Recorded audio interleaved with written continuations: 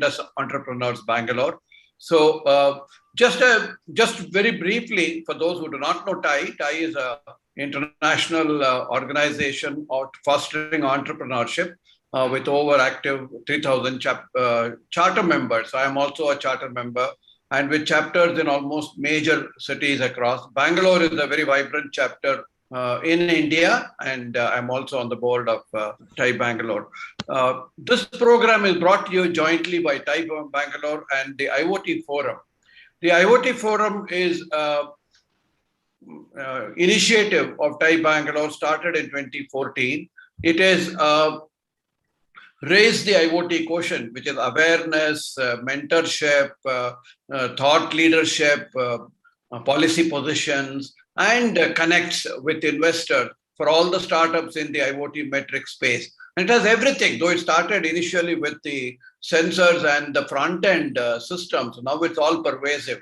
And we are very active for the last 7 years. And we have a number of special interest groups, 10 plus special interest groups. AgriTech, which is led by Ashok Mehta, and I'll introduce him shortly. He's one of the active SIGs. We have other SIGs in health tech, space tech, artificial intelligence at the edge, industrial IoT, and so on. So that's the activities of the IoT Forum. We are entirely volunteer-led with over 2,000 startups in our fold today, and about 100 plus active volunteers. So we are very happy to bring this program today, a panel discussion. So a very warm welcome to all the participants who have logged in from...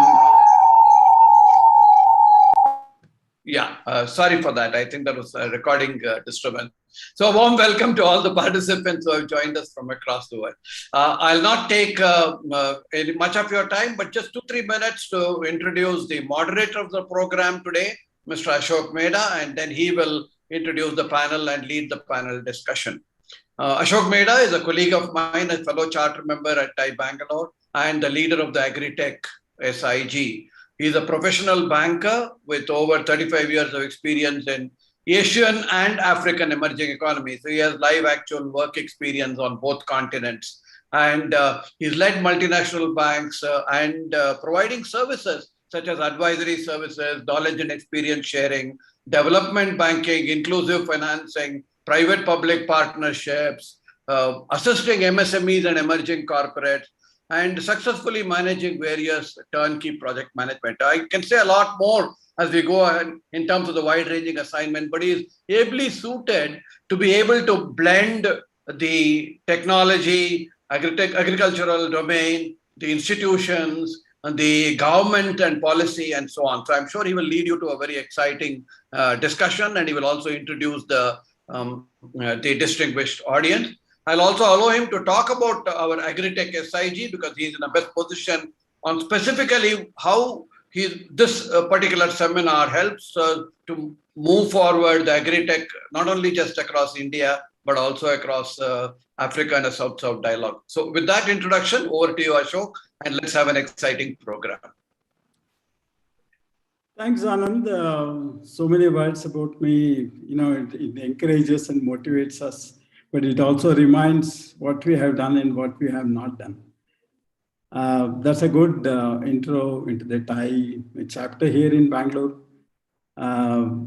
In fact, TIE is global, and TIE India has been having a couple of chapters which are very, very strong and active. And in fact, we did find out there is a TIE Kenya. I don't know whether Dubai, DBC has been interacting. And Hemendra, you asked the question, I could find out, but I couldn't track the people over there. There should be a couple of them in the forum today. I'm sure the audibility is okay. One of you can just wave the hands. Audibility is good. Thank you for that. Thank you. In terms of the background, which Anand was telling me, like it was a lifetime opportunity for me to spend my time in for so many years in a couple of countries in Africa.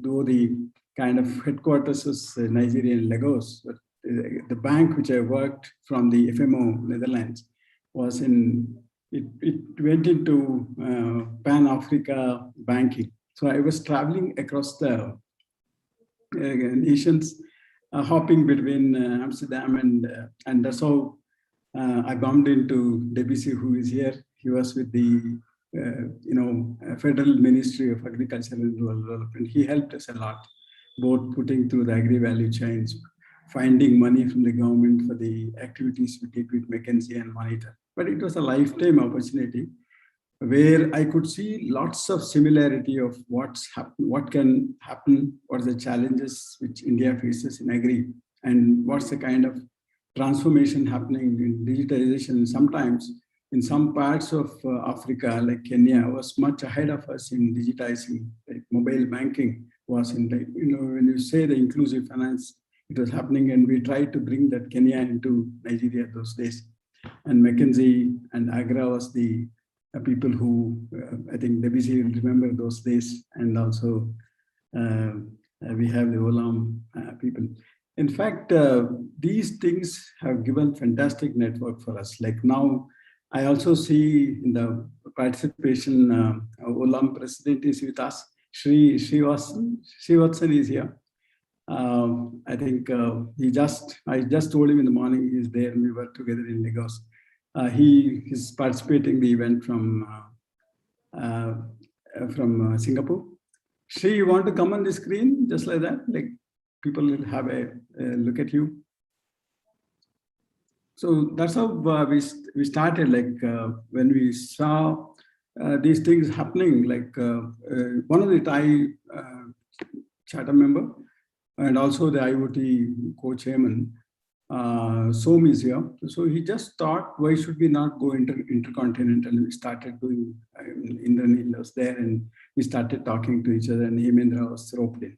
So there was a lot of things, like a month back, we just thought, how there can be a partnership, like how there can be a self-reliance, and why the southern hemisphere of the globe should totally depend on the Europe or UK or Japan, because the kind of commonalities and similarities in the southern hemisphere is something homogeneity can emerge from what the West can bring to us. That is one aspect.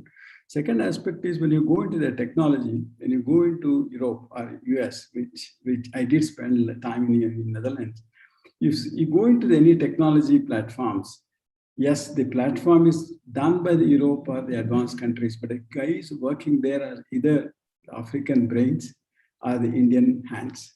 Like the brilliance is actually comes from here. Why not we shake hand between us and try to bring in, the kind of problem statements emerging from the agri domain or the technology solutions which can be customized to the commonalities we find. The challenges are quite similar when we travel across Africa. So, in fact, Indranil put some kind of host of questions at what, why, and where, who, when, what should we deal, and why we should do. And we started finding answers for this. But let me not tell the answers. We'll keep the forum open to discuss on the aspect.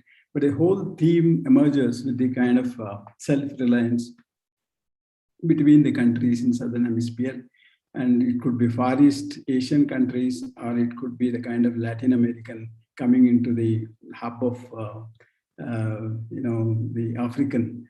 The native soil can always take in. But the partnership should actually lay hands on the livelihood. It should lay hands on the habitat, what the expectations happen, and which organization should be roped in. Like maybe in funding, we can put things across the different platforms, maybe it could be West or whatever, but actually kind of push should happen between these countries in peninsular India, or India as a whole, or Africa, as a whole, having different countries. Like Africa has a kind of texture of European background and French background, a bit of Portuguese, and so the background wise it could be different, but it's possible that the problem statements could be similar, and we should start culturally blending things.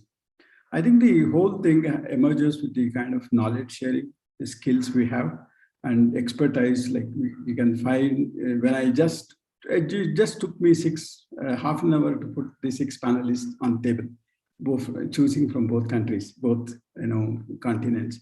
It did not take time. That kind of resource and technology and skills are available. So blending is the kind of happening in the multidimensional, convergence should happen this way.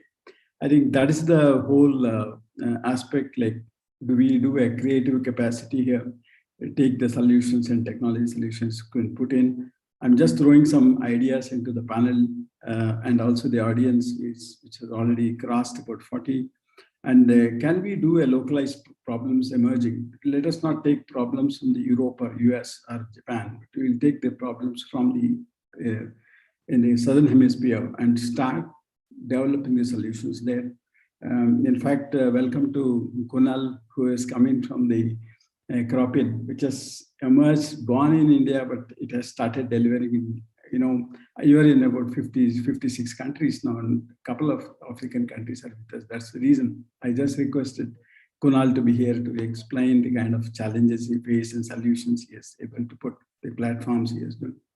The entire question revolves around now the TIE can be the host, and how do we do it? Like, can we do a platform which will be a sustainable and continuous, continuity should happen, a consistent kind of efforts put in blending the kind of presence in both countries, the experts having there. But I think the aspect which we should actually forcefully think is, how do we do the kind of advocacy? Like, can we take the bilateral policy level issues and start negotiating, put the kind of advocacy in political platform or a decision-making level at the country. And we will take some low-hanging fruits where we should actually lay hands. I think I wanted Hemendra and Debisi to interact on this. And do we do a kind of water resource management, which is a commonality in both countries? I think now Agri is in something like 4.0, like it emerges from 1, 2, 3, coming to 4. Like Deepak will agree with me that how do we do the kind of AgriTech 4.0, where the transformation has happened, like the innovations do not happen in the farm now, it happens in the digitized world. Now, how do we do in a kind of, there's AgriTech 4.0 comes out of that, and then circular economy, like we have huge vegetation in both economies. Like, can we do a kind of resource protection here, and recycling should happen? And very, very importantly, in both continents, I have seen youth is the power, empowering the youth and the women should happen here. Agri accommodates everybody. So I think I'm just throwing up these points, like how we can converge into the aspects of driving solutions over here. I'm sure a platform, if you do, like it can sustain, start delivering the expectations of both economies in next 3 to 5 years. And TIE will be the base, it can start doing with the UNO SSC, which is a South-South collaborative UN establishment, which is already there. UNDP has a South-South, deliverable, and also the FAO has like we should start grouping in these kind of things. Like in terms of, let us go with the panel discussion, whatever these highlights which I was trying to share. In the entire course of the conversation, I would try to take among the 3 having experiential, sharing their experiences from the African continent, and 3 from the Indian continent, Indian soils. I have just classified the entire aspect into 3 dimensions. Taking the background of Hemendra, who is diving in and driving the Indian initiatives for the agri, putting the technology there. And Debisi could join because of the kind of governmental experience you have, and you led EGRA and also the IRF, where Green Revolution was your thing. Like you saw, I was remembering a lot of Green Revolution examples you were quoting from India. So you led that aspect in there. And now that though you are an academician now in research world, but you carry a lot of experience from the field. Next, coming into the kind of technology intervention, I wanted Kunal to be there. Like, can you tell us about what's the kind of technology inventions you could put through, and you couple yourselves with Indranil, who has been delivering the aspects there. And nothing is delivered, nothing is complete without connecting to the farming community. That's where I wanted Deepak ji and Reggie in Olam doing a lots of solutions delivered in the community level. Like I've seen paddy being imported to Africa now, the agri value chains in the rice. They've started doing in a huge land area of 10 to 15,000 acres they own, and they start delivering it.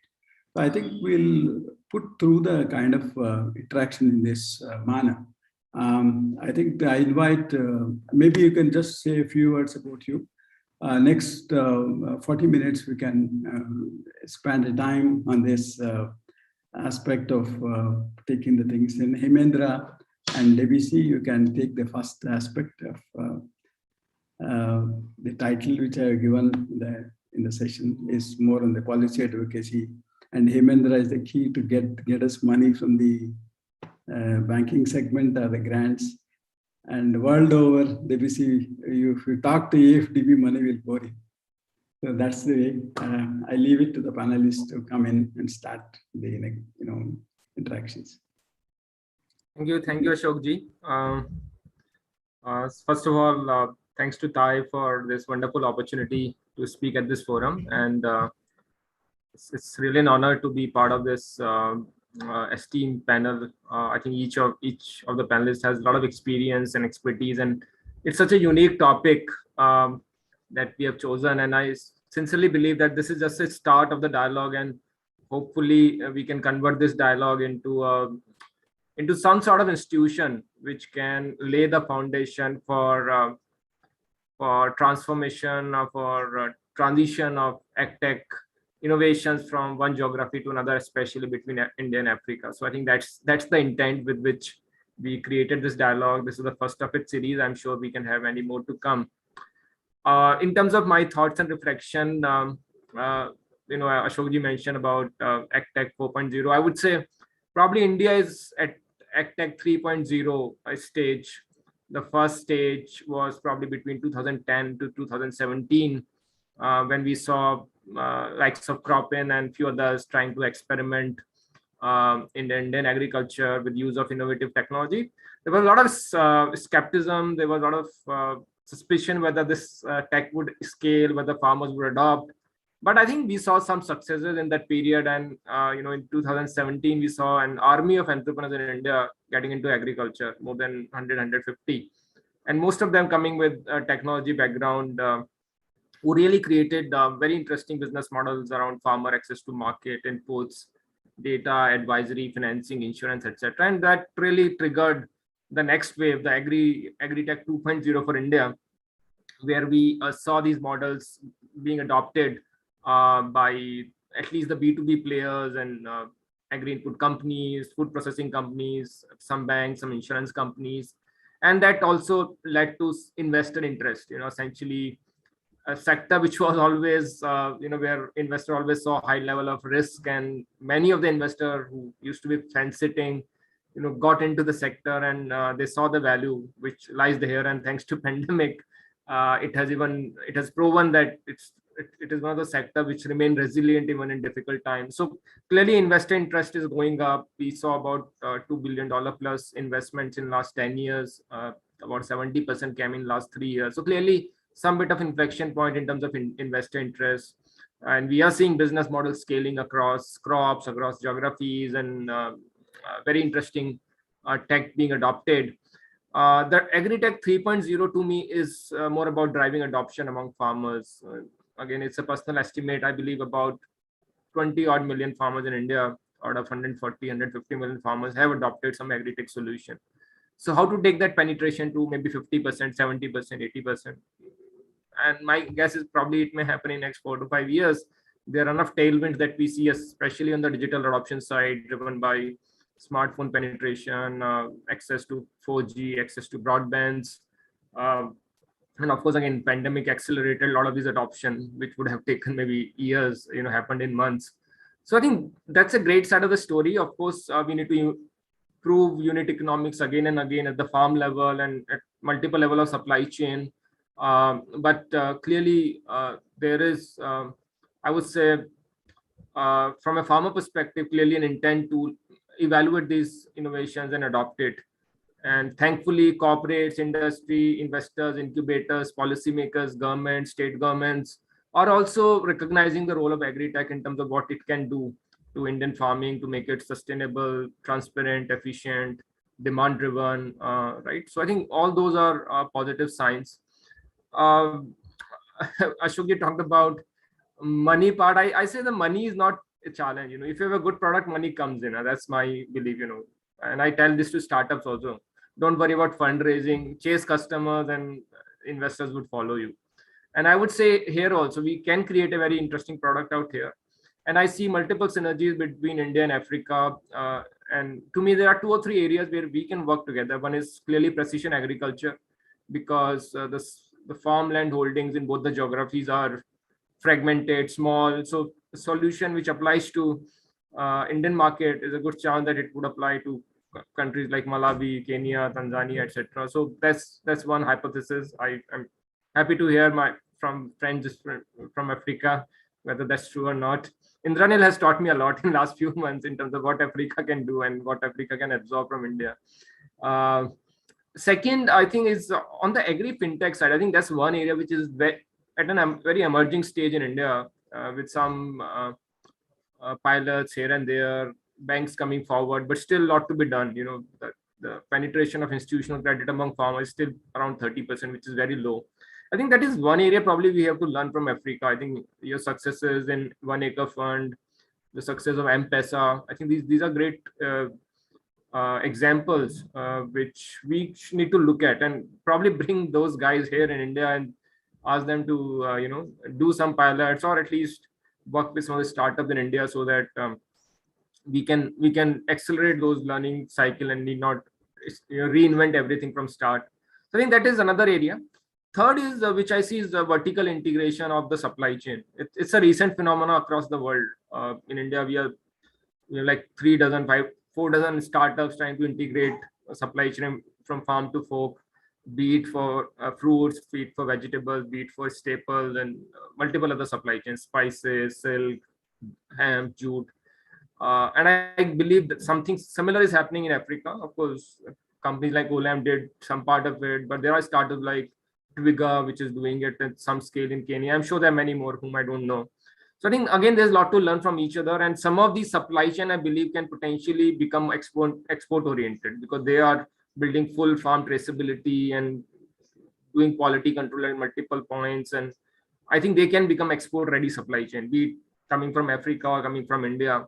So that could be another way to sort of engage with each other, at least for the product that we trade between the 2 countries. Can we, link up using the supply chains, which are more startup driven than the conventional supply chains.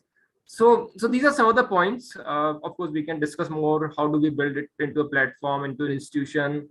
How do we make it easy for startups to go from one country to another? I think it's something we need to see. It typically takes months and years. They need a local partner. They need to understand local regulation. They need to understand the channels, the risk. I think that's where an institution which can create a platform for stakeholders to engage can create a lot of value. So I'll stop here and I'll come again later. Thank you. Okay. That's a good overview, Hemendra. It was a good, kind of, you said investment is possible when they projectize the viability, feasibility aspects.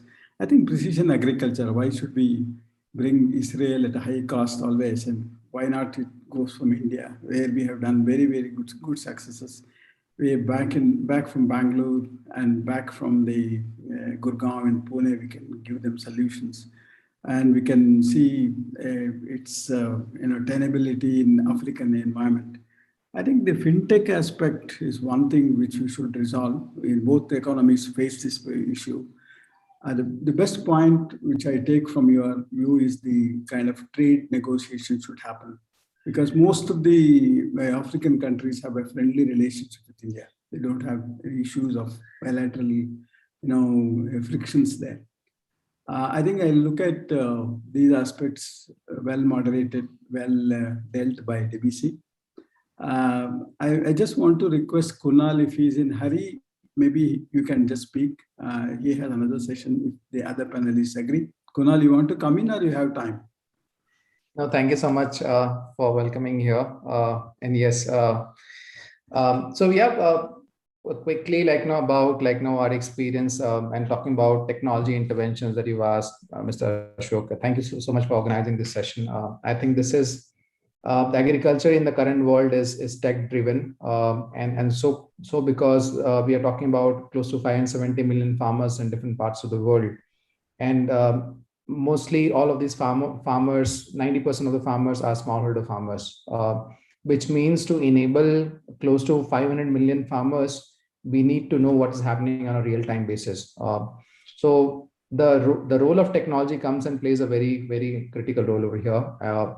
And that's what we as Cropin has been doing. We are a 10-year-old organization. And when we started, we were thinking about bringing basic digitization solution, because back in 2010-15, that period, even the basic data was not available. Basic data to know about the location of the farmer, what crop he is growing, what advisories are required for him, and what services, how the ecosystem can engage with that particular farmer. So that was the stage where we first built in our tech solution to digitize and build an agri stack for basic data digitization advisory services. What we have seen, and as I compare between India and Africa, we have seen that the layer of technology usage is moved in India from more of basic digitization services to moving towards more of decision-making service, because a part of the solution is already taken care of. While in Africa, if you see the technology intervention, there is a huge opportunity of, first of all, building that agri stack or data stack, which would enable ecosystem to interact on that. So our recommendation when we work with large programs in Africa, be it like the Agra, where we are working with close to 3 million farmers in 6 countries, or be it like the ATA, which is the Agriculture Transformation Agency in Ethiopia, where we are working with around 250,000 farmers. So what we have seen is that getting our learning from India to implement those programs over there is really helping out in that particular manner. But on a reverse side, what we are also seeing is that those economies are faster in terms of, if you talk about the M-Pesa and the financial engagements, or the way the transfer of funds are happening in rural communities was stronger in Africa. So we have seen that there are learnings which is coming from what has already happened in Africa to India, and when we have done something over here in India and going to Africa. So I think it's a great opportunity of collaboration, and I'm talking about technology only from a digitization space.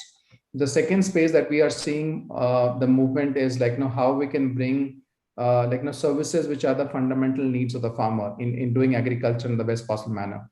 And these fundamental service that the farmer needs is access to advisories, all the knowledge that has to be given to the farmer. And knowledge to access to advisors is a group of services which has to be given, from crop planning to crop advisory services to seed selection to pest and disease-based modeling to even advanced services of early warning disease and pest-based models to climate smart agriculture to sustainability. There are so many elements within that component of advisory services which has to be rendered to the farmer. It could be rendering in the form of digital, or it could be even physical interventions where the adoption could be increased at the farm level. The second thing that we have seen as a need of the farmer is access to finance. And mostly when we are talking about transition or when we're talking about challenges, the access to finance becomes a very important enabler.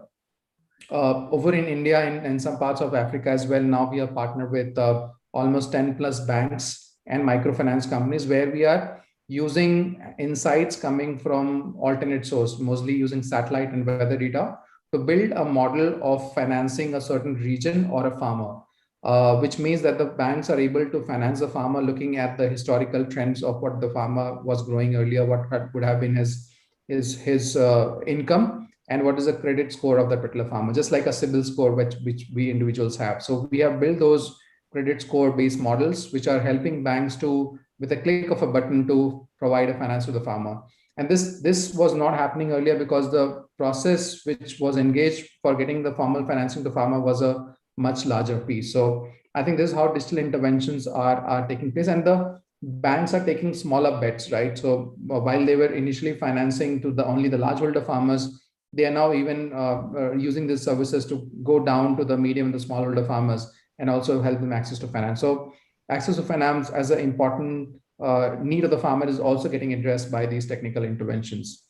The third thing that we have seen is that the result of data getting digitized and a good quality intervention happening at the farm level has to be translated in the entire supply chain to the end customer, which means if we are growing a certain product in a certain standard way, it has to move in the entire supply chain, make it traceable, and the end customer should be able to trust the food that is consuming, and that entire traceability system should be strengthened. And with the challenges that we are seeing in the agriculture ecosystem, more and more needs of safe food, sustainably grown food is emerging, and that is where we can connect the work happening at the field level to the end consumer. Tools on basic technologies to even blockchains have enabled such interventions, and we have worked on major programs in India and other parts as well to bring those services. The fourth element is coming when we are talking about and which is also very important service of the farmer, is the access to market. Because once a farmer would have selected a crop, changes crops, grown in the right way, can we aggregate the farmer? When we're the smallholder farmer, he can give a small output, but how can we aggregate it together, inform the industry much in advance of what is the opportunity in that particular market and which farmer group, and they can come and engage over there. So in that particular program, just an example of the Agra itself, which are agripreneur-led initiatives in those areas. We are trying to connect these agripreneurs as data generators for the buyers and traders to come and interact, and that could actually build a model and an opportunity for financing, which was otherwise going into the value chain or the traders or the normal routes. With this, what is happening is the fundamental level of engagement is happening at the rural level. The value addition is also happening at the rural level, and we are able to engage directly from rural to the end to the industry, which is actually procuring from there. So we are basically sharing the value between the customer and the grower, and less intervention is happening at the middle level. So I think this is where technology plays a role. All of the inefficiencies, redundancies which were there in the agriculture ecosystem, being such a vast system, is getting taken out from that pillar in that perspective. And last and not the least is the role of data.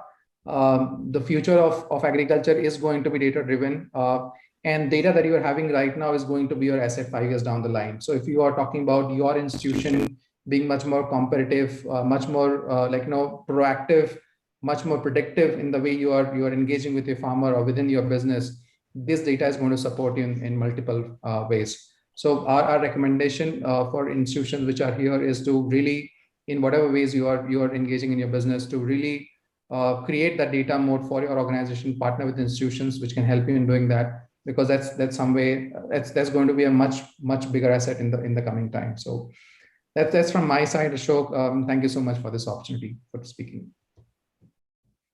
Thanks, Kunal. I think you're heading for another international workshop. I think I'll deal a couple of things from you. Davisi is also waiting for another thing. Let us hear to him. Only one thing I just wanted to rope in today. Maybe you can respond later.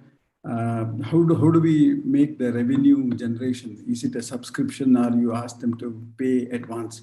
Maybe you can react later. I will invite Davisi now, who is in a hurry to wind up.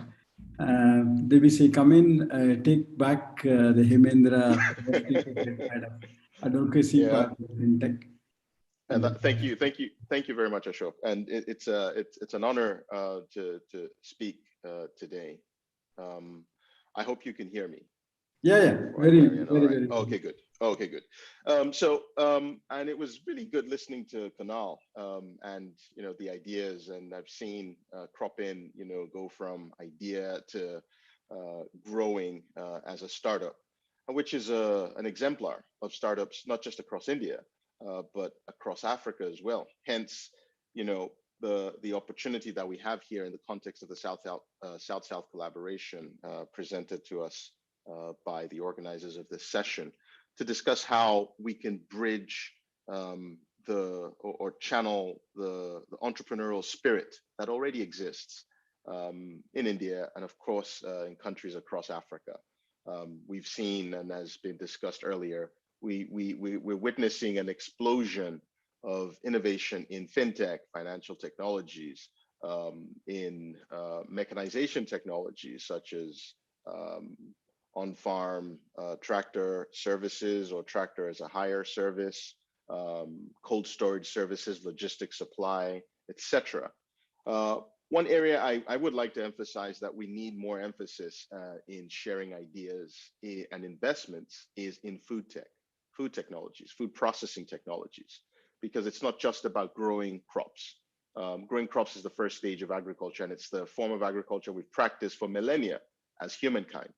The next stage is in processing, and of course we're on the cusp of food 3.0, which is, you know, the advent of advanced biotechnology and food printing technologies in creating foods decoupled from their traditional sources. So, for example, we will be printing meat off of either stem cells or completely decoupled from animal-based sources. And so when you look at protein, whether it's from animal or non-animal based protein sources, we're seeing a revolution in ideas, in technologies, and in potentially new categories of food. So we started with alternate milk, alternate beef, alternate chicken. These food groups will have their own definition. I think we're still in the ideation sandbox era of the creativity phase. Once these industries become more mature and they have formal systems surrounding them, as you know, form follows function. Once they have these formal functions surrounding them, they will have their own definitions, and we want to be ahead of the curve. Ashok, you know, it's good to see these ocean waves in your background. You know, I like to explain this as an analogy for people. I say, you know, when you see a wave, you have three options. You stay rooted to your spot and you get drowned by the waves, or you untether your anchor and you get carried along with the wave, meaning you're just carried along by whatever is happening around you. Or number three is you get on a surfboard and you surf that wave and you're at the edge, you know, on the frontier of technology. And that's where I think African countries and India need to be. And we already have the fundamentals, right? So when we talk about good ideas, where do good ideas come from? Good ideas come from the combination and the collision of slow hunches, of intuition. So we have entrepreneurs across Africa and entrepreneurs in India who are already thinking about different parts and different aspects of the future of food and the future of agriculture. And what we need to do through this platform, as Hemendra mentioned at the start, is ensure that we're facilitating not just country to country, business to business, but really on a more intimate level, person to person, idea to idea type collaboration. So maybe something else to throw into the box, as Hemendra said, and as you mentioned provocatively, that the problem isn't money. Well, the problem has never really been money, and Hemendra was right about that. The problem is the poverty of ideas, right? If you have the right idea and if you can connect to markets, you will find funding.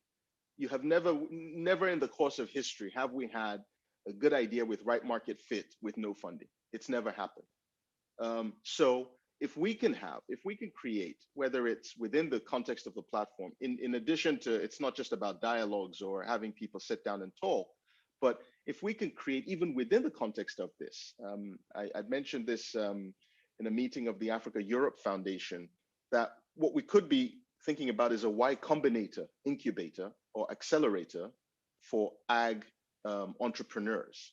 And if we can use the value proposition being bringing African and Indian entrepreneurs together and funding those ideas, funding the ideas, because again, as Hemendra mentioned, and I hope Kunal and maybe Reggie will still mention in his intervention, the contexts are so similar.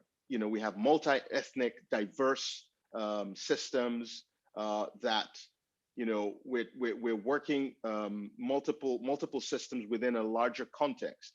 You want to ensure that we're sharing the very best of outcomes, both from African countries and also from India. So if you can create this and you can fund these ideas, you're also sort of enabling this surfing board for more entrepreneurs to get on the cusp of the frontiers of innovation. So from a policy perspective, or policy and advocacy perspective, my sort of humble contribution would be the work of the Malabo Montpellier panel. We have 17 global leaders in agriculture and food systems, including, of course, a famous son of India, Ashok Gulati.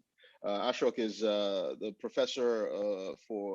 chair professor for agriculture at the Indian Center or Council for Research on International Economic Relations.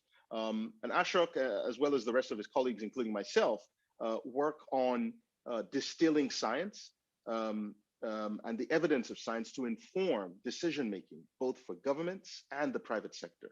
Our most recent panel report on food systems transformation came up with 5 recommendations.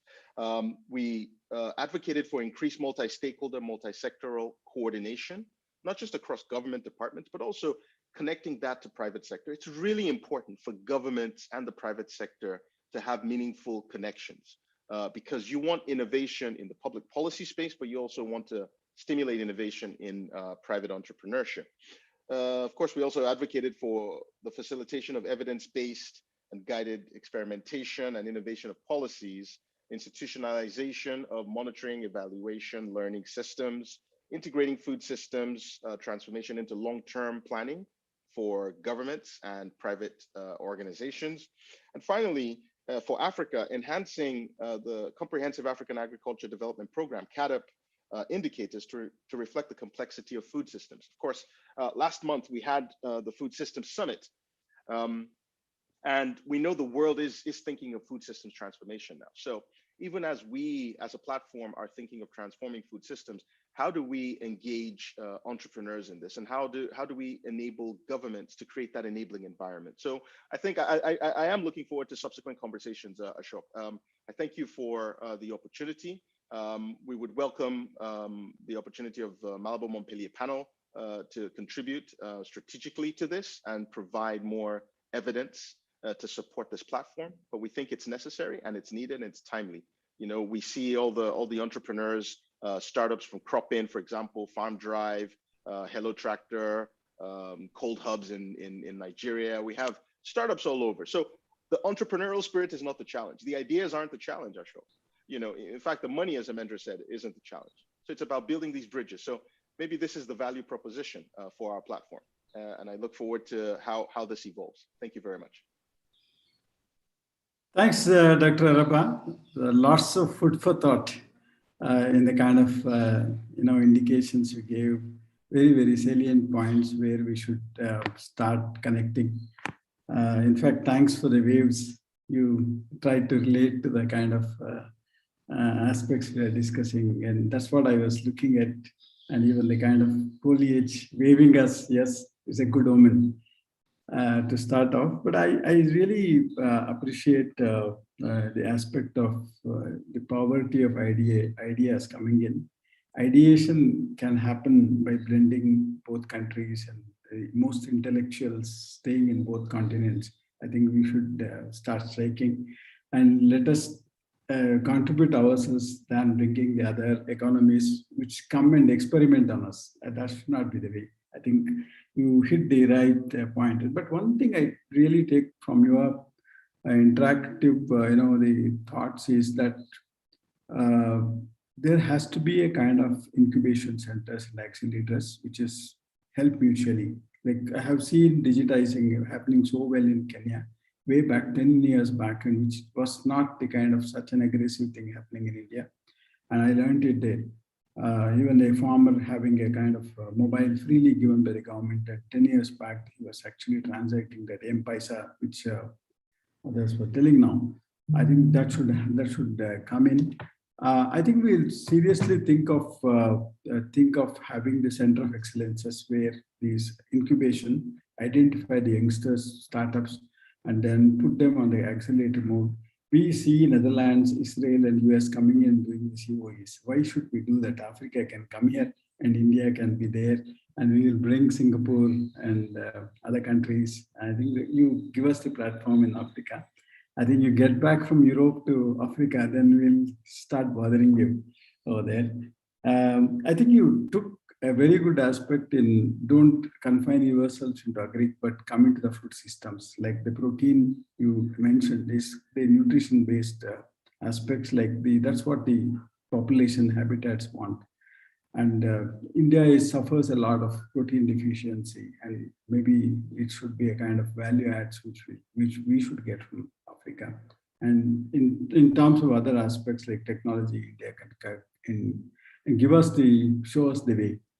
And the investments, yes, we'll do the kind of DPRs from our side, take it to FDB and get us the money. And that's a cue which I want to depend. And this platform will continuously look forward for your participation. And we'll find out what is the structure of the platform once we have the internal discussion, and we'll put you in and do that. Thanks for this. Very, thought-provoking ideas you gave.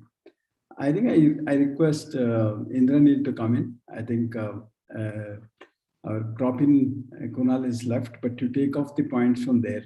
Come in, Indranil. Indranil was with Olam earlier, now with Mahiko, a dominant seed production player. And he was in a couple of countries, not just in Nigeria, but he's a couple of countries across Africa. Indranil, please take over.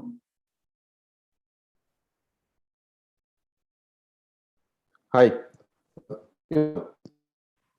Thought I would not speak about typically the thing. I would that is okay with Ashoji.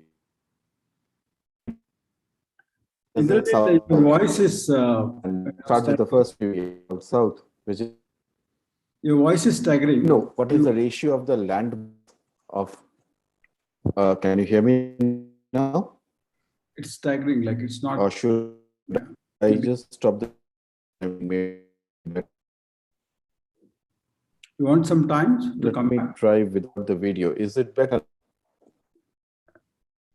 Yeah, continue. Please continue. Let me just see. Vinay, is there help needed there? Vinay? No, thank you.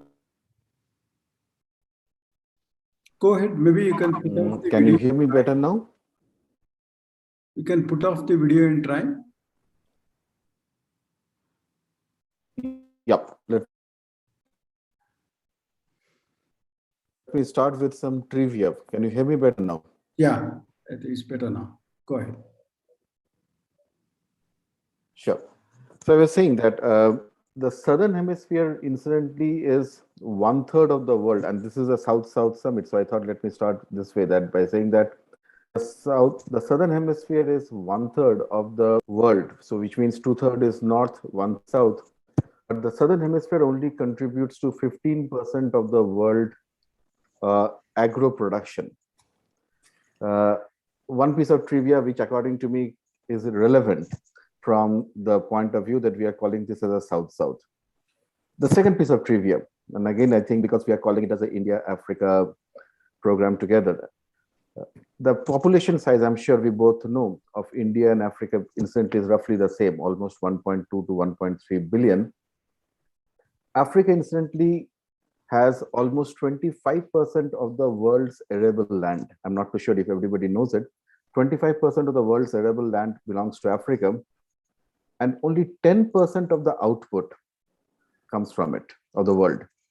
So 25% of the land, 10% of the output, which basically means that our productivities are probably lagging and pulling everybody down in many ways. In fact, if you put the world productivities in some kind of a pecking order, you would see that Africa would be towards the end. I'm talking about the smallholder farmers mostly, followed by emerging economies like, let us say, India, China, and then you have the countries like the Australia, the Brazil, and the US, where the productivities would be among the highest. Keeping in mind these different thoughts, I think it is an excellent forum, Ashokji, and to all of you, that it is time that we bring in the best ideas to Africa and kind of put them and encourage them and find ways of how we can increase productivity, because this is where the solution of a lot of challenges of the future the solutions can actually come from. That is the way I would always explain this to everybody, saying that the headroom of improvement, if you want to check, this is a place. If you have a solution which is available, we can try it here. And I'm very sure if we think most solutions will probably even come up from the continent itself. And if we can put the two things together, which means some cases a ready-made, in some cases a new idea, together we can definitely win. So I will definitely wait for the question answer session. But as we know, in the AgriTech landscape, typically we divide the different work that we do into, let us say, 5 different parts. So a lot of organizations work on the market linkage. I'm sure we all know what is that. Financing is a second, precision agriculture is a third, input planning is a fourth, and farming as a service is the fifth. So I will not really talk much about market linkage because already a lot of good work is happening on both the sides.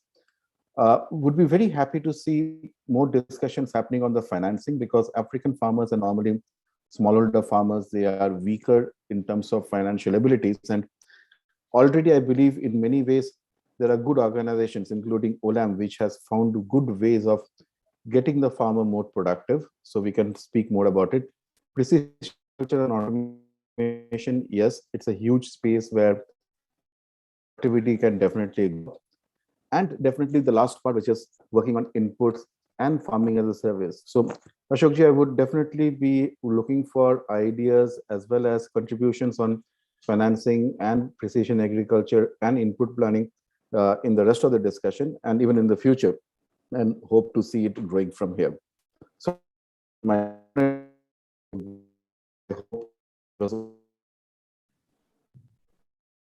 Thanks, Indranil. That was a good aspect. You threw up the statistics saying that productivity, is a challenge which we have to put the technology in place and see productivity can happen. Precision agriculture has a cost, but we heard both the financial saying it's not a cost, it's the kind of the feasible and viable projects we build up and put to. I think these are the areas where West have achieved something, because nothing congenial occurs there in US or Europe.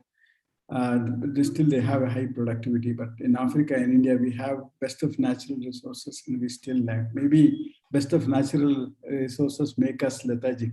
I think we should start learning lessons from that, but we can evolve customized solutions here. Great thoughts, and I think Indranil, we look forward you sitting in Africa. Will let us create a platform which will actually reflect on these thoughts and coming through. There are lots of questions coming in, but before we take the kind of experience sharing by, there's a lady Artisha telling me and Tupinesh telling us something they want to share. Now let us go to the question and answers later. But coming to the our next category of our discussion is both Deepak and Reggie is here.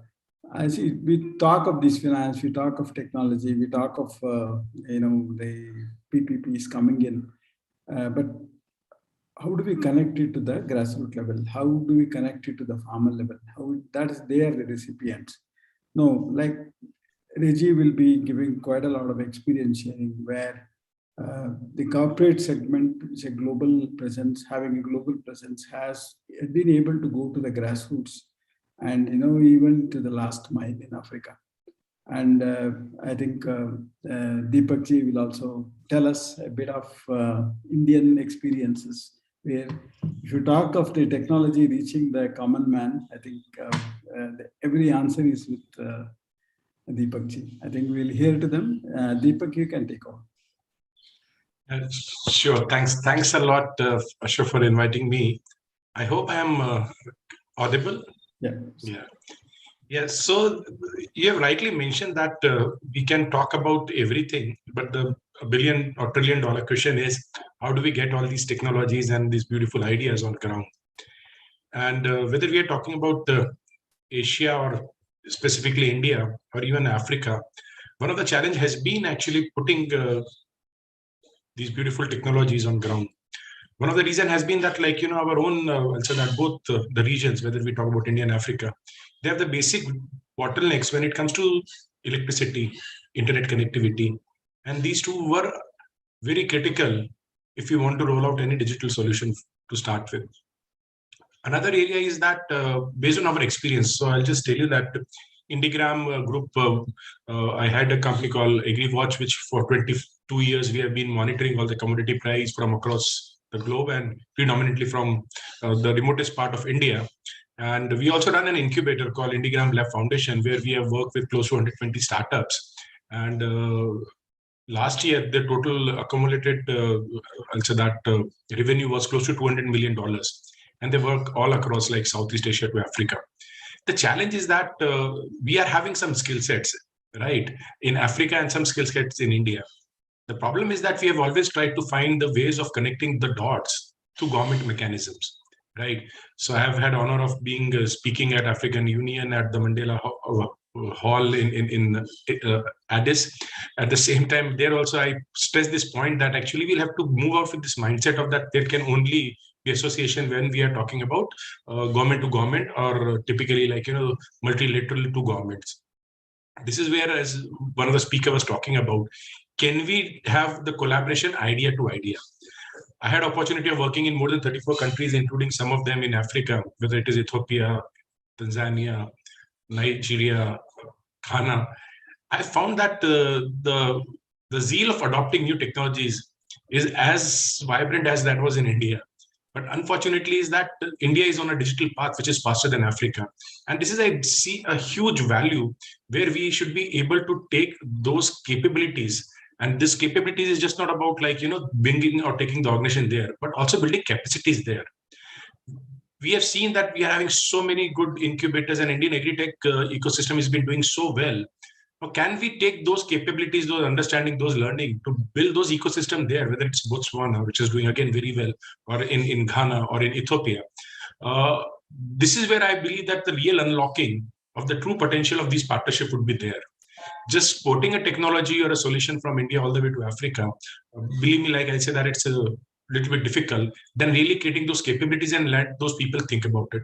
Similarly, when we talk about like financial inclusion, and believe me, like, when we talk about the jam of Government of India, it has taken a lot of, I'll say that points from some of the countries in Africa, how they were able to use mobile for doing the banking. And believe me, 2001, when I was invited to speak at one of the international conferences in Nairobi, I was amazed. My topic was mobile banking. And when I was comparing what we are doing in India, I used to start believing that, like, hey, right, we always say that, like, we are more developed than majority of the African countries, but they are far more developed than us. And this is what we have been, luckily this government, it loves to learn from all the stakeholders, even or all other countries, and they've learned. And this JAM scheme, believe me, you'll find it like at least 3 examples right in Africa which have been able to achieve that.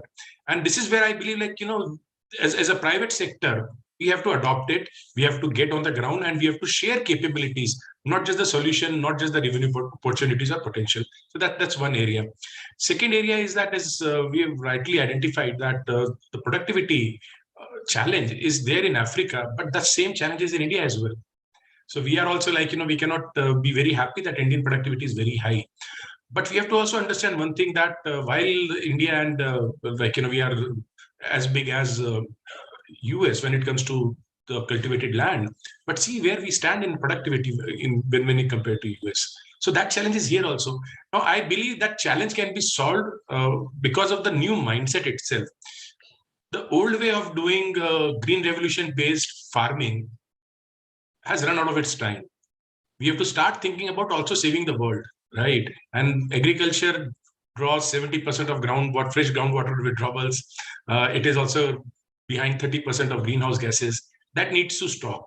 And that can only stop when we start working on climate resilient, regenerative agriculture, when we are able to create those biodiversity within the agriculture ecosystem itself.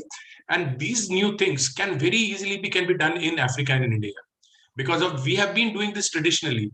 We have been having that ecosystem in past, but unfortunately past 4 or 5 decades, I'm pretty okay that actually that time we required food security and did what's required. But today the requirement is that we should not just be talking about more productivity per acre of land, but also productivity per drop of water, per dollar of money spent, because the farmers in both the regions, they are suffering, right?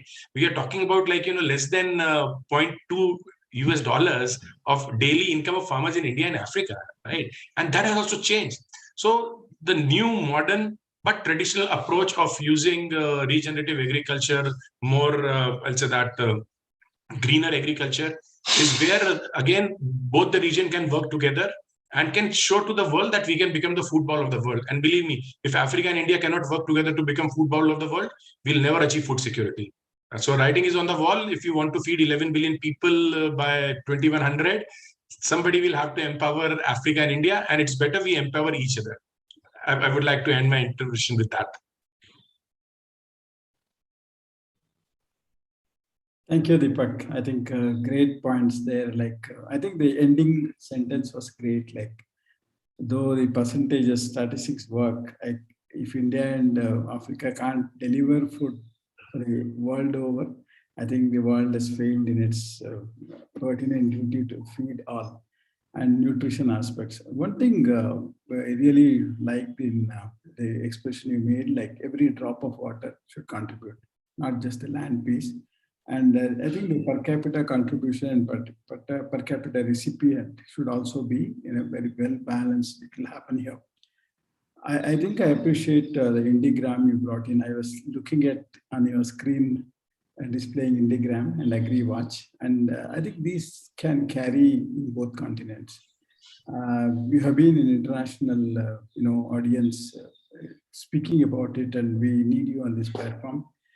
Become a Thai member somewhere where you live, and let us talk in a Thai forum internally, and then take it as an offering to the other continents.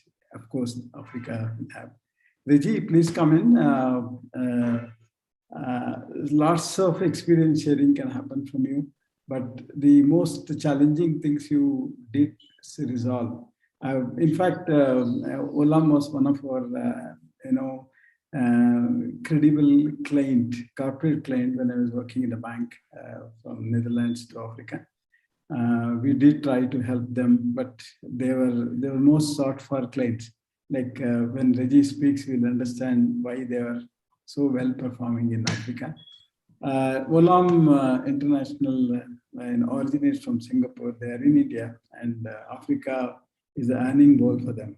Vijay Gutam. Shri is watching us. Thank you, Ashok. First of all, let me thank you and the team for having given me this opportunity to come on to this elite panel as well as to the group. It is very, very relevant to have this topic as of now, because Africa is gaining so much of momentum into agriculture sector in the last couple of years, or maybe in the past decade. So when you talk about all these things, I fully agree to Deepak, who has spoken earlier, on the building capacities. And it is basically building capacities as well as when it comes to implementation part. It is in addition to building capacities, it is building trust and partnerships also into the communities, into the people with whom you work. And you can't do anything alone on this platform. You need to have multiple stakeholders. You need to have very, very fruitful partnerships to get into a sort of a sustainable program running in Africa. Of course, Africa gives a lot of opportunities, but it gives a lot of many challenges also. Now, some of these challenges are being addressed in the last couple of years. Of course, in the last from 2010 to 2020, or currently it is going in a much more faster speed than what it was earlier. So when Africa has a lot of opportunities, the major challenges, because most of the speakers have talked already onto that, it is very much associated with the limited finance, low in technology, and the mechanization. It is far from developed, and even the smaller equipment, it is lacking. Then irrigation farming, which is only to the very, very minimal levels in the African continent. And then data capturing as earlier from the cropping, what he has taught. And data capturing, of course, there is a lot of new initiatives which are coming up as a whole, or maybe on a larger sort of a screen. It is very limited as of now. And then, of course, other areas are basically harvest and post-harvest losses. And of course, in addition to that, on the regenerative agriculture, basically what Olam looks into when we do all these things are basically into getting into an economic impact, social impact, and also the environmental impact into all programs what we do. We run massive growers program. In fact, we have a massive commercial farm, and where it is more technology driven, and as well as it is all modern technologies are there, it is fully mechanized sort of a farm. There we know we have irrigation and all those things, and the productivity levels are improving. And but when it comes to the farmers level, when it comes to the sort of implementation part into the larger farming communities, it becomes really difficult in certain areas, and it requires a lot of time. So most of the investors who are coming into Africa, when they look into the sort of an immediate generation of revenues and all those things in the agriculture sector, it doesn't start, it doesn't go like that. If you take the example of Olam rice program in Nigeria, we started in 2005. And of course, Sri is instrumental in starting up that project at that point in time, when Nigeria's rice production was from the medium and large sector organized milling sector, it was 0. And currently, if you take, that was in 2005. And then now if you take, it is close to 2 million metric tons of processing, which is happening. So there is a lot of improvements which has happened, because the country is also offering a lot of stable policy environment, and there is availability of land, there is availability of water, there is availability of skilled manpower. But when you look at having a collaboration or a partnership which can yield results immediately, there are certain areas which I would suggest. That is, one is the harvest and post-harvest losses. We have conducted so many studies on that, and now we are in the commercial implementation of that into our 30 to 40,000 hectares of farming activities which has happened. And the post-harvest losses, harvest and post-harvest losses, was 35% when we did a complete study with Wageningen University and Sustainable Food Labs and Olam and Rockefeller Foundation in 2018-19. It was 35%, including winnowing, threshing, harvesting. So we have taken a large commercial pilot, which was concluded last year on 1,000 hectares, which has given a 14% increase in the productivity levels for the farmers, which is translating into $189 per hectare for the farmers.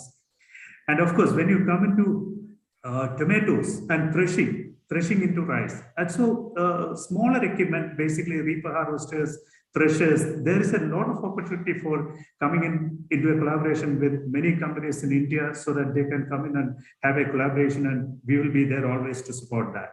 Then when it comes into the tomatoes, we are getting into a large sort of an activity here.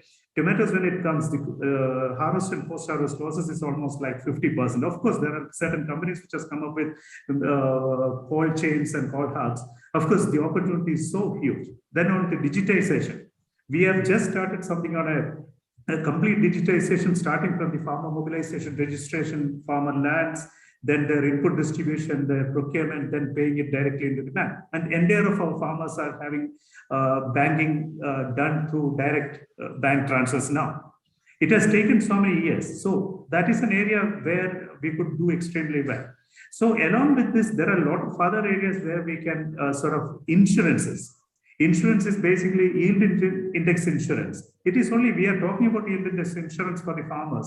And there are a lot of opportunity which is lying in the insurance to be provided to the farmers on yield index instead of just covering the inputs. And it is started. It is started in a large way now.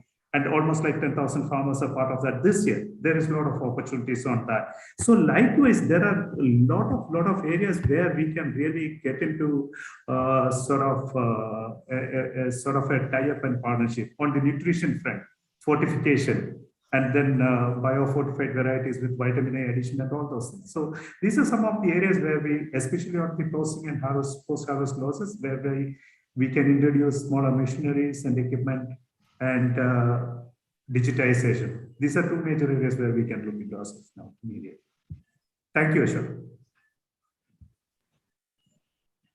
I think Reggie, you spoke of Olam so well. In a sense, we have the technology, we have the monies in the bank and technology in the labs. But Olam has done fantastic. I've literally seen in Nigeria and two other countries in Ghana. You have actually carried it to the grassroots. and you speak of the value chain. Many farmers or many technology, including the scientists, confine themselves to the lab, and it doesn't go to the field. Olam has taken it to the field, and the value chain in terms of the food systems includes the kind of packaging, preventing losses there and delivering it in a kind. In fact, the sea change I saw with Olam's participation, like Keval Ram was also there, the kind of import substitution done by local production, which Agra, where I was trying to support then IRSAL in Nigeria, like value chain systems under a PPP arrangement happened. And when PPP failed, I think Olam took it as a private sector involvement. Maybe you made money or you did not make money, but there is a societal contribution over there. And hats off to Olam's thing. Maybe Sri can, who has been instrumental in Africa, maybe Sri, you can just say 2 words. Of course. Sri was instrumental in all this. Thanks, Ashok. Thanks all, and I'm really introduce excited yourself, speaking from Singapore. Yeah, sorry, am I audible? Yeah, you're audible. You can introduce yourself. I'm in a bit of a noisy place, so and also taking it from my phone.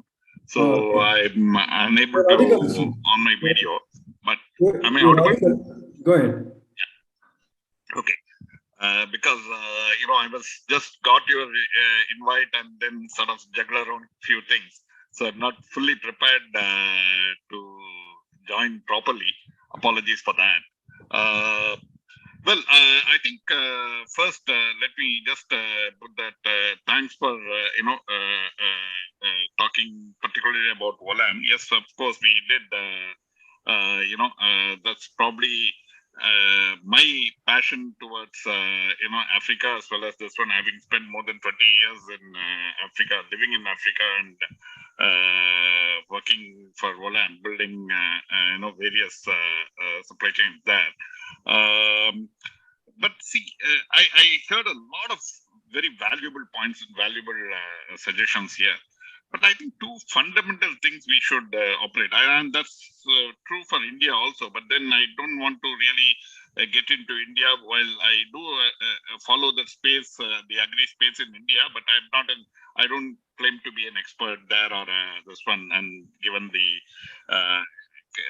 kind of people you have in this forum, see, digitalization, or the technology, if you really see, it has become a success, whether it's an Uber, whether it is anything, where it has gone to address a challenge faced by a common man or and that's when it has just gone leaps and bounds. Unfortunately, in agri space, what has happened was we will develop something and try to force fit, whether it is the radar technology or this. See, how do you go and explain to a farmer in, say, a smallholder farmer in Africa or any place in Africa, say a Chadian farmer, who has just less than a hectare of land? You say that, okay, I can give you a precise, this one through satellite, he says, look, I've been with this land for the last 50 years, and my father was doing it for, and so many years. I don't need all this. What he needs is, yes, can you give me my fertilizer? Can you give me my, the right type of seed? So one of the reasons, my one assessment why the technology has not really caught up in the agri space is because we have not really provided the solution what the smallholder farmer is seeking for. And that, of course, is now changing. Of course, I'm not saying I don't want to be sounding as a pessimistic or this one, that's changing. But that's where, you saw companies like us went in there, started, people like Reggie started living with the farmer, and they saw what the farmer is going through and what its need.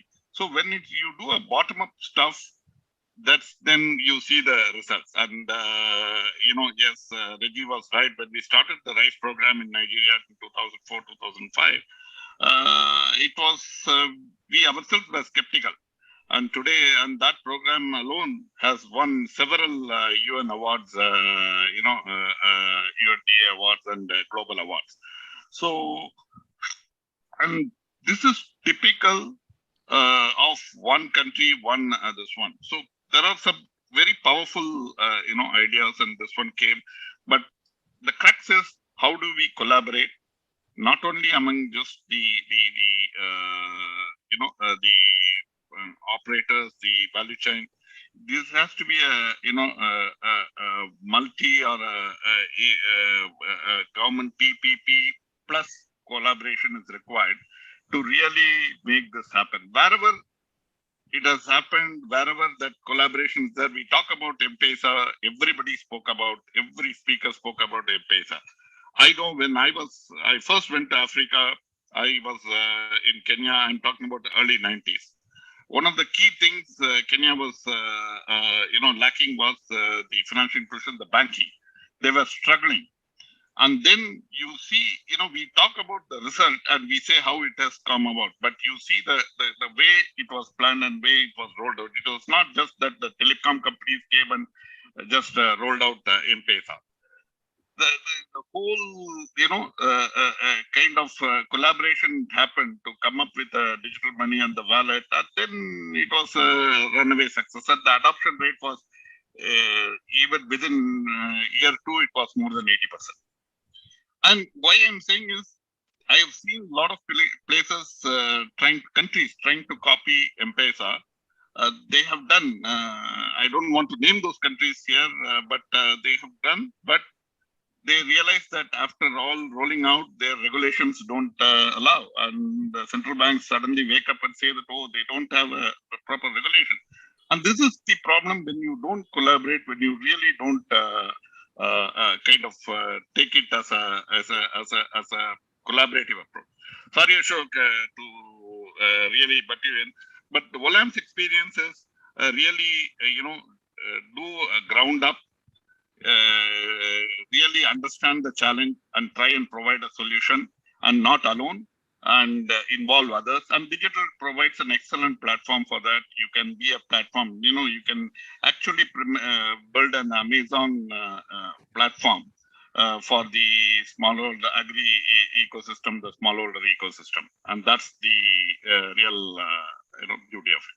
Thank you. Thanks, Sri. I think Olam has to be along with us, with the TIE and other entities we have initiated here.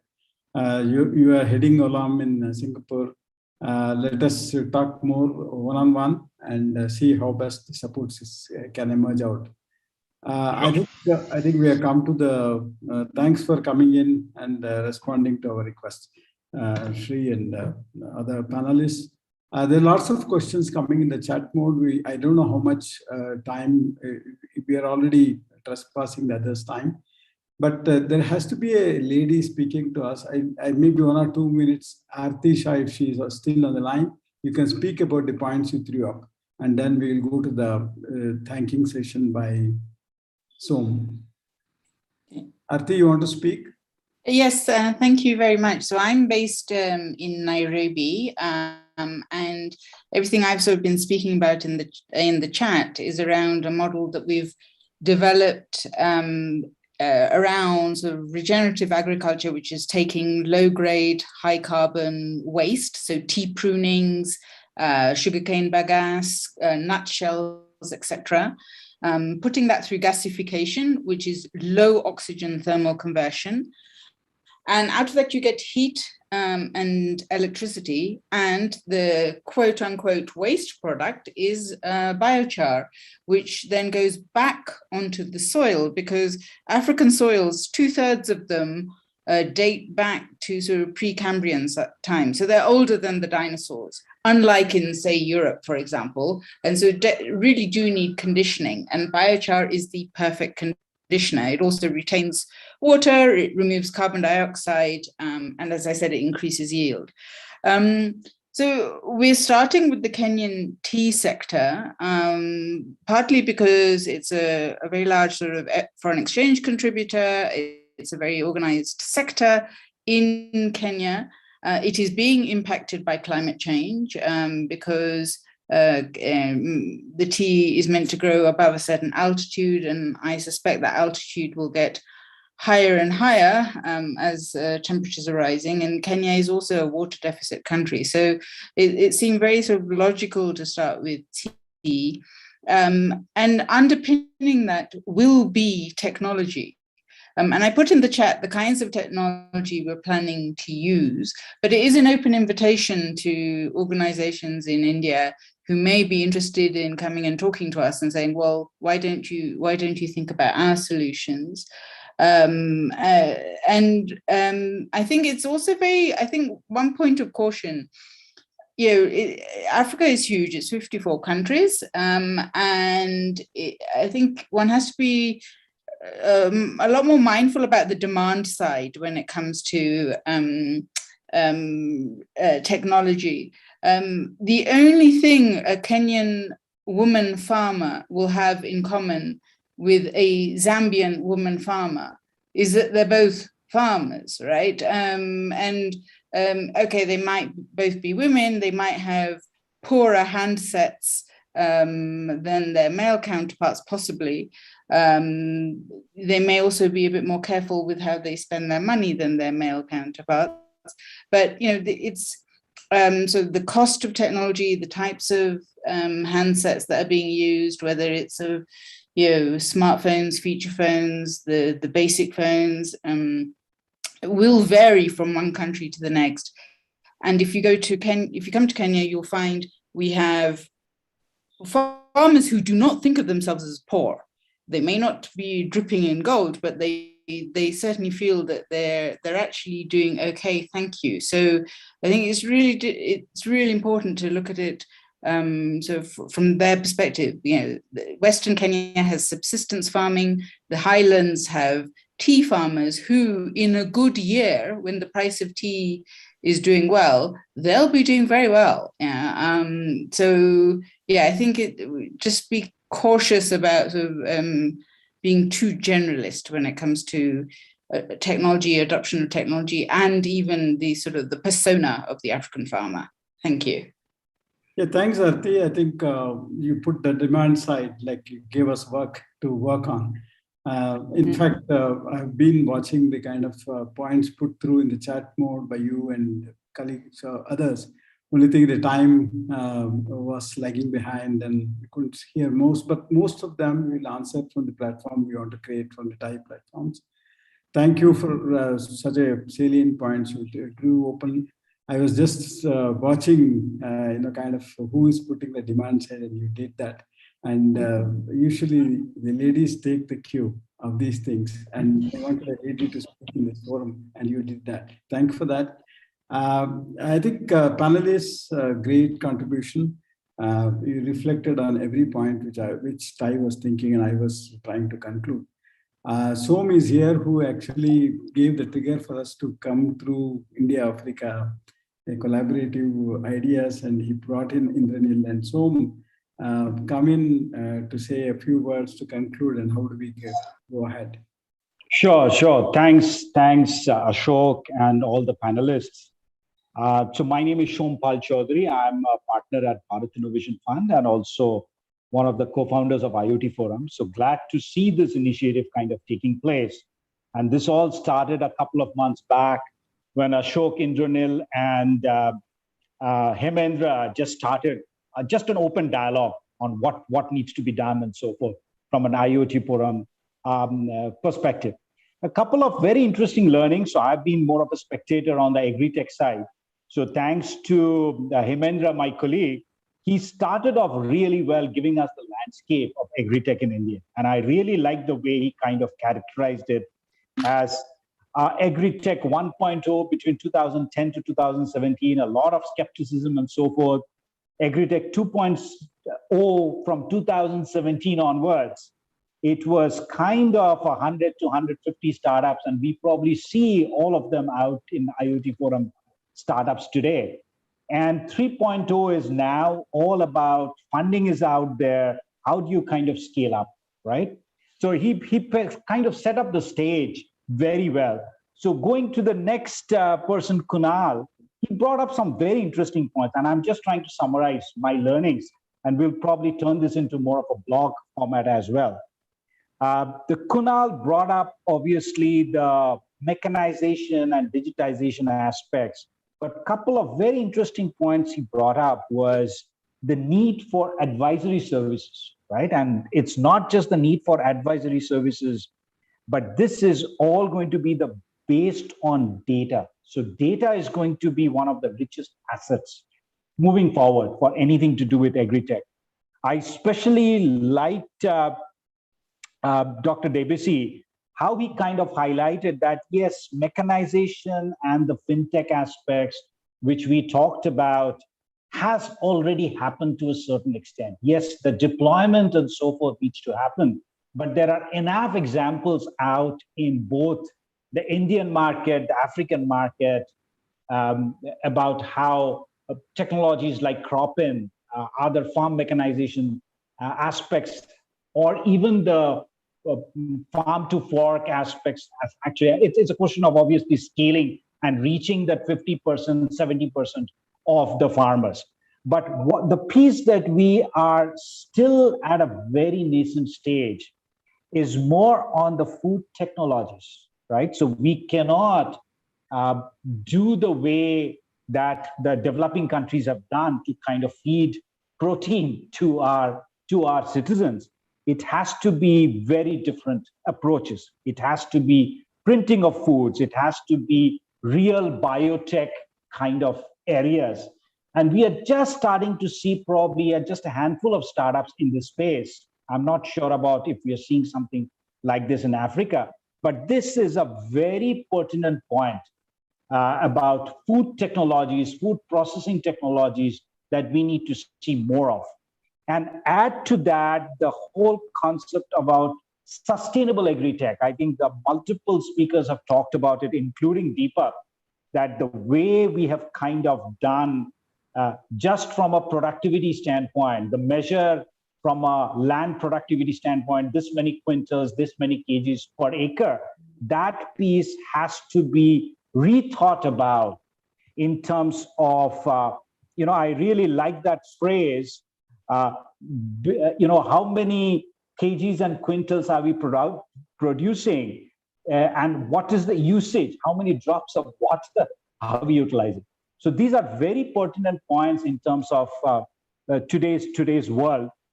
I think Indranil brought up a very interesting aspect in terms of comparing the different trivia aspects of population versus productivity. And yes, both in India and Africa, we have a long way to go in terms of productivity, right? I really like the approach that Shri and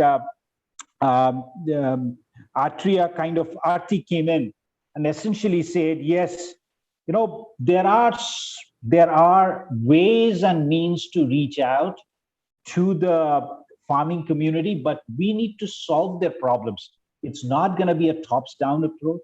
It has to be a bottoms-up approach. And as we see even in India, last week, I was in Kurg, and the farming community, it's a very rich farming community. For them to adopt technologies and so forth is a no-brainer, right? And that's exactly what Arti pointed out, that you got a pretty different set of, you have rich farmers, you have moderately rich farmers, you have poor farmers as well, right? So I think this discussion, everybody talked about the fact that it's the collaboration is coming out at this right point today. We cannot obviously depend upon the Europeans and the Americans and the Israelis to kind of come in and teach us about what needs to be done for both Africa and India. A lot of technologies are out there. We have the brain power. We are developing the solutions, and we are developing the solutions at an extremely affordable price point, right? And that's what I think the beauty is for the new age tech that is coming out from India, from Africa, Southeast Asia, and so on. And I think we have to pave a path on our own now, right? And I think this is an extremely interesting start. We ran out of time, but I think we could have continued this discussion another hour or so. But my only request to Hemendra, Indranil, Ashok ji, and a few others is this is just a start. You pretty much like to have this as a monthly event. And I would request maybe in the next one to bring in a couple of startups, both from Africa and India, to start that engagement. And then maybe take on 2 or 3 ideas to kind of delve down slightly further, because at the end of the day, it should not be just a bunch of talks and discussions. Needs to be maybe a few initiatives out in the field to initiate this collaboration. Call it South-South collaboration. Maybe it's India-Africa. We can bring in Latin America and Southeast Asia as well into the mix at some point. And the goal for IoT Forum, so we started probably 6-7 years back, more India focused. So now we are seeing a lot of, from last year onwards, we are reaching out to Japan. We are reaching out to Germany. Multiple other Thai organizations globally are reaching out to us as well, saying that, hey, you guys have created this entire IoT Forum community. Can we involve ourselves? Why don't you guys kind of go global on this? We have been invited to Dubai as well to kind of help their ecosystem to start something similar, right? So I think there's a lot of cooperation possible. And the beauty is today, we have divided up our organization as well into multiple SIGs, special interest group. And it's the onus of the leaders of the SIG to take them forward in whatever form or shape to move this forward, right? To kind of plan on that agenda. And our goal, both TR Anand, ourselves, myself, the entire Thai organization is behind this initiative. We can get all the help from the government. We can get hold of other organizations, the other Thai chapters as well. So let's take a couple of these initiatives and let's make this kind of maybe even a monthly affair and show some progress on the way. So I'll stop right here, hand it over to Ashok. Thank you so much, Som. I think you built a cat, putting the things on the kind of platforms to be developed, and I think that's the way to go. Not too many things to do. They will pick up the 2 or 3 or 4 issues and start working on that, finance or technology intervention. But the great idea is to do the startups shake hand.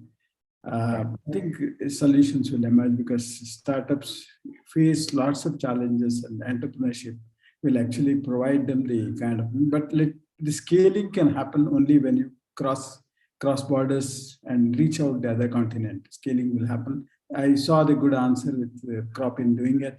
Olam has done it, and I think I can hear the words of Deepak ji putting the kind of different countries into the Indigram and other technology solutions, putting in. It's a great session. It has gone beyond my expectations. I just started talking, and the kind of responses I got gives a kind of real encouragement for us to take us ahead. Let us strengthen this, and all the participants today, we request that you please support us in the next initiative likewise, and give us the thing. Offline we'll start interacting and then putting through. Hemendra speak about this in Delhi. I think DBC will do it in Africa, and get the government and PPP should be answered. Thanks a lot. I think I know Vijeta wants to say a few words, and then we'll wind up. Just thank you. We're getting a lot of positive feedback also, Ashok, Som, and everyone, because I think that's what matters.